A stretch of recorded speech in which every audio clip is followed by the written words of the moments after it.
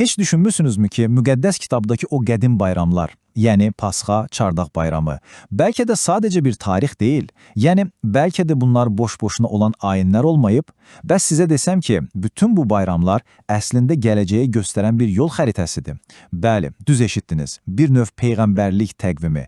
Gəlin bugün birlikdə bu qədim bayramların sirrini açaq və onların arxasında gizlənən o möhtəşəm hekayəni üzə çıxaraq. Ən vacib məqam budur. Levillər kitabında oxuduğumuz bu bayramlar, bilirsiniz, adi insan adətləri deyil. Onlara boş yerə Rəbbin bayramları deyilmir. Bu o deməkdir ki, onların mənbəyi birbaşa Allahdır. Və onlar sadəcə bayram deyil, daha böyük bir həqiqətə aparan, bir-birinə bağlı mənəvi bir sistemdir. Bəlkə də bütün bunlar sadəcə keçmişdə qalıb, elə deyilmi?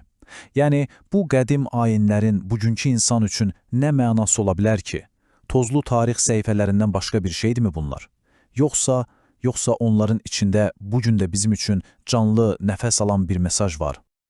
Bax, bu sualın cavabı elə bu ayədə gizlənib. Həvari Pavel bizə inanılmaz bir açar verir. Kölgə və həqiqət. Təsəvvür edin, günəş arxanızdadır və qarşınızda sizin kölgəniz yaranır. O kölgə sizsiniz? Xeyr, amma o sizin varlığınızdan xəbər verir, sizin formanıza işarə edir. Bax, bu bayramlar da eyni ilə o kölgə kimidir. Onlar gələcəkdə gələcək olan əsl həqiqətin, yəni Məsihin bir ön göstəricisi, bir eskiz olublar. Yaxşı, bu kölgə və həqiqət ideyasını anladıqsa, gəlin ilk bayramlar qrupuna, yəni yaz bayramlarına baxaq. Görək bu kölgələr Məsihin ilk gəlişi haqqında bizə nələri pıçıldayır. Deməli, yaz bayramları 4 dənədir. Pasxa, mayasız çörək, ilk məhsullar və 50-ci gün. İndi bir-bir bunların üzərindən keçəcək və görəcəksiniz ki, hər biri Məsihin həyatındakı bir hadisənin sanki güzgüdəki əksidir. Hər şey Pasxa ilə başlayır. Yadınızdadırsa, bu bayram İsrail xalqının Misirdəki köləlikdən möcüzəvi şəkildə qurtulmasının xatirəsidir.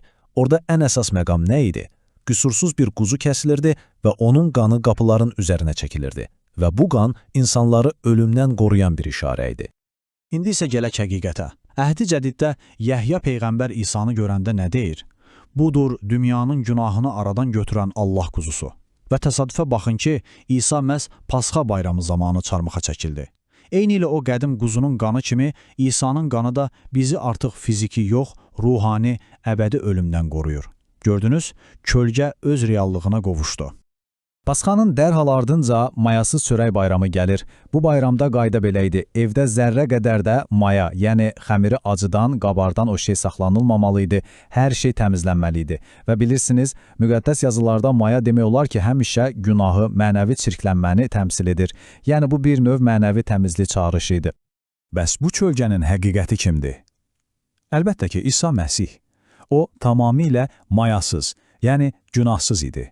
Onun həyatında heç bir mənəvi çürümə yox idi. Və bu, həm də bizə, yəni ona inananlara bir mesajdır. Köhnə mayanı, yəni keçmiş günahlı həyatımızı kənara atıb, təmiz, yeni bir həyata başlamaq. Sıradakı bayram ilk məhsullar bayramıdır. Təsəvvür edin, bütün qış əziyyət çəkib, əkib becərmisiniz və nəhayət ilk məhsulu yığırsınız. O ilk dəstəni götürüb Allaha təqdim edirsiniz. Bu nə deməkdir? Bu, həm çox sağ ol deməkdir, həm də əgər bu ilk dəstə belədirsə, deməli ardı da gələcək deyə bir ümid, bir zəmanətdir. İndi gəlin ən möhtəşəm yerinə. Sizcə İsa hansı gün dirildi? Bəli, məhz ilk məhsullar bayramı günü. Bu, inanılmaz bir dəqiqlikdir. Onun dirilişi ölülər arasından gələn o ilk məhsul oldu. Və bu bizə bir zəmanət verir ki, necə ki o dirildi, ona iman edən hər kəs də bir gün diriləcək. O, böyük ruhani məhsulun ilk zəmanətidir. Yaz bayramlarının sonuncusuna gəldik. 50-ci gün bayramı, yəni Pentikost. Bu bayramın iki əsas mənası vardı. Birincisi, artıq məhsul yığımı tamamlanmışdı. İkincisi isə Sina dağında Musaya Allahın qanununun verilməsi qeyd olunurdu. Və bunun həqiqəti həqiqətən də heyrətamizdir. İsa'nın göyə qalxmasından sonra məhz 50-ci gün bayramında müqəddəs ruh imanlıların üzərinə endi, beləcə kilsə doğuldu. Amma daha vacibi budur. Əvvəllər qanun daş lövhələrə yazılmışdı, xarici bir qanun idi. İndi isə müqəddəs ruh vasitəsilə o qanun birbaşa ürəklərimizin içinə yazıldı. Kölgədən həqiqətə keçid budur. Yaz bayramları Məsihin ilk gəlişini mükəmməl şəkildə təsvir etdi, elə deyilmi? Bəs hekayə burada bitirmi? Əlbəttə yox.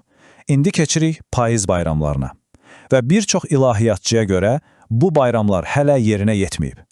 Onlar gələcəyə, Məsihin ikinci gəlişinə və padşahlığının qurulmasına işarə edir.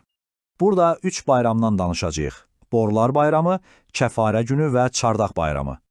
Payız bayramları borular bayramı ilə başlayır. Təsəvvür edin, qəfil hər yerdə şofar, yəni qoç buynuzundan çıxan o güclü, kəskin səs eşidilir. Bu səs nə deməkdir? Oyanın, hazır olun, tövbə edin. Bu bir növ ruhani həyəcan siqnalı idi. Bəs bu səs nəyin kölgəsidir? Əhd-i Cədid bizə deyir ki, Məsih qaydanda sonuncu boru səsi eşidiləcək. Bax, bu o səsdir. Bu, imanlılara bir çağırışdır. Hər an hazır olun, padşahınız qayıdır. Bu sadəcə bir oyanış deyil. Bu, böyük finalın anonsudur.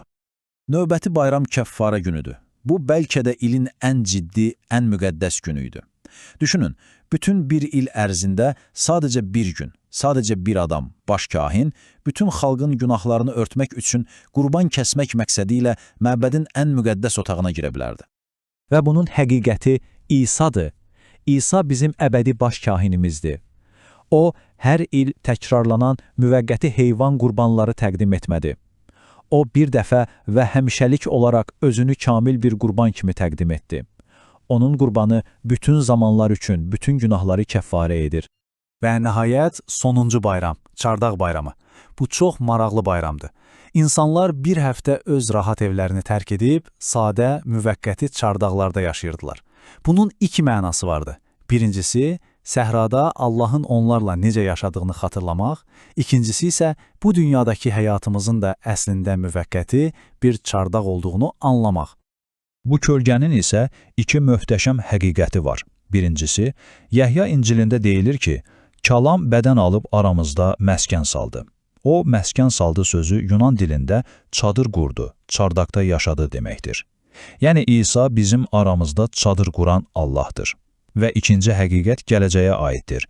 Bu, Allahın bir gün öz xalqı ilə əbədi olaraq yaşayacağı o son, mükəmməl padşahlığın bir simvoludur. Bütün bu 7 bayramı gördük. İndi gəlin bir addım geri çəkilib, ümumi mənzərəyə, bütün bu hekayənin nəticəsinə baxaq.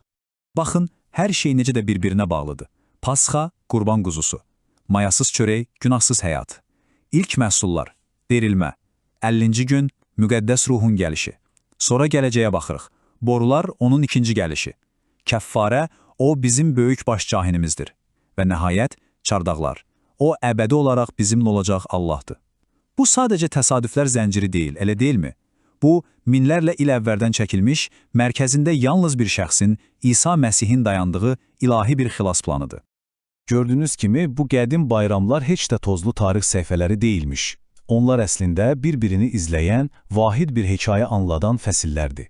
Allahın bəşəriyyət üçün olan möhtəşəm planının bir yol xəritəsidir.